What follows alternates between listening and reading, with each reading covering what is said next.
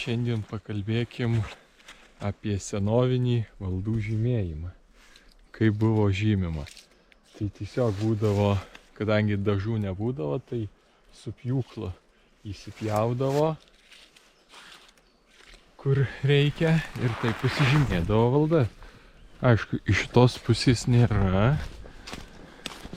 Einam link kito medžio. Vo. Yra. O iš kitos pusės?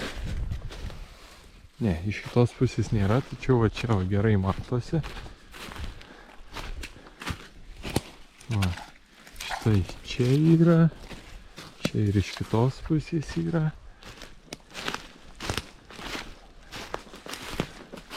Yra.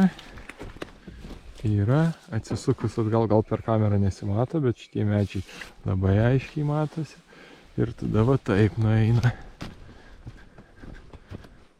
Čia įpjovėlė. Ir čia taip pat.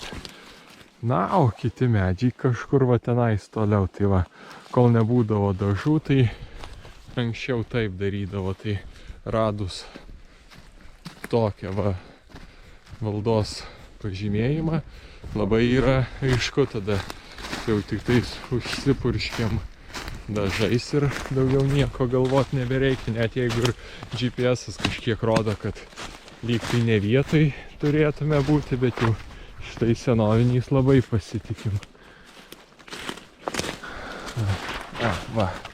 Va toks ant šono įrėžta. Na, turbūt va šitas medis.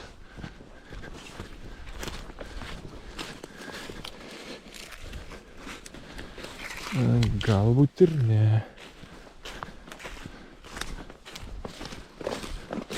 Na, jau neberandu. Aišku, gal čia ir užsisuka kažkur. Lauk, ar gal čia įpjova? Ne, čia turbūt ne. Na, čia jau kažkur reikia ieškoti.